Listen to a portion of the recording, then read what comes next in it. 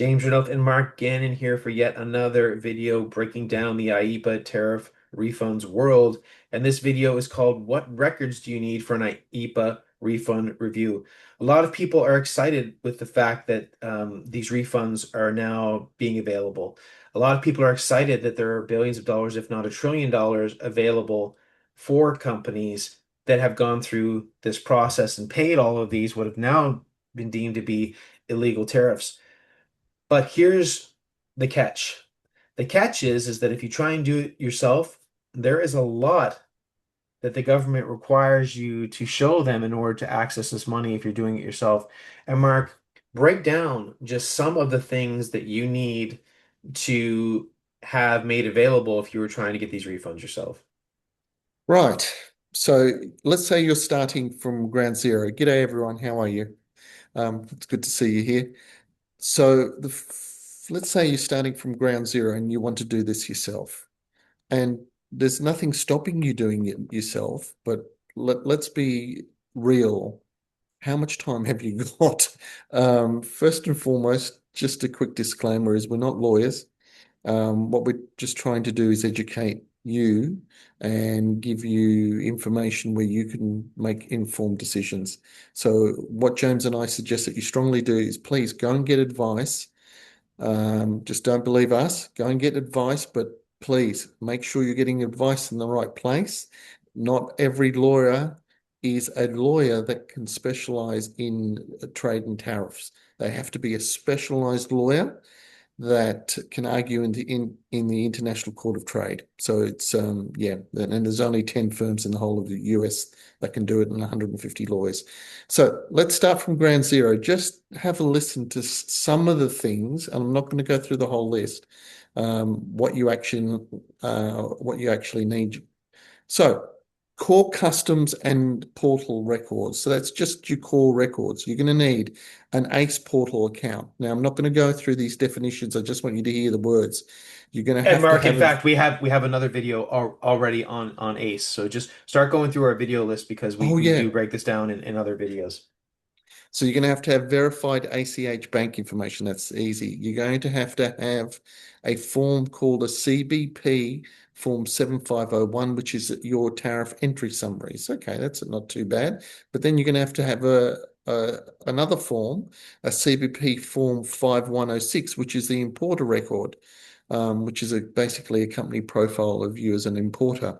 You're going to have the Cape Declaration CSV file, which is a formatted spreadsheet, so that with what you've imported. However, you're going to have also specific customs entry data, which is an 11-digit entry numbers, which is alphanumeric code linked to your 3-digit importer filer code. You're going to have Chapter 99 tariff classifications.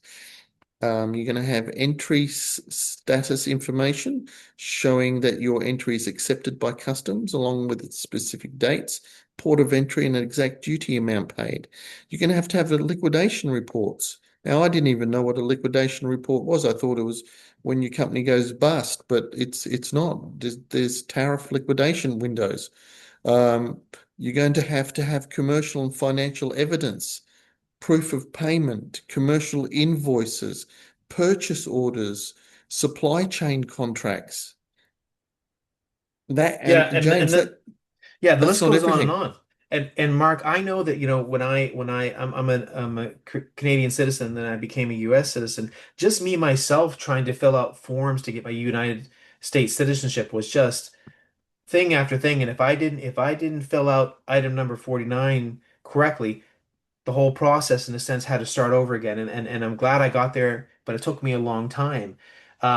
If I had used a lawyer in my own personal experience back then, it would have saved me so much time. When we're looking at this makes that situation of me trying to get my citizenship years ago just exponentially more complex. And if you don't fill out the right form, if you don't send the right form, you didn't get it. And then how long are these refunds going to exist? We don't know. There is a short window to go after this, so you want it done correctly. We're going to give you a link below that shows you the government website that shows some of these things that Mark just mentioned. But ultimately, we've partnered with a law firm that is a top 10 law firm in the United States. This is what they do. They are the perfect scenario to go after these types of refunds, and you can get your refund instead of waiting years, you can get it potentially in a matter of weeks. We have that link below. You just click on it. It'll see if you are verified. You don't have to fill out a ton of forms. You can fill it out within 30 seconds to a minute, and we'll have our representatives call you. No out-of-pocket cost to have that phone call, and then they'll walk you through the process because they've done it. They are doing it and they're getting refunds for clients so they can take you through the right way so that you don't have to pull your hair out and get a whole team trying to look at this. Can we even go after this? This is just some monumental thing we can go after. No, this is a standard process that this law firm could do. So the bottom line is there are a lot of records that are needed, but when you have the right representation that standardize the process, they have software that can just exponentially make this quicker, among other things. Bottom line is click on the link below, fill it out, and have it done the right way so you don't have to worry about all these nuances and details because there's a ton. So check it out below, and we'll see you on the next video.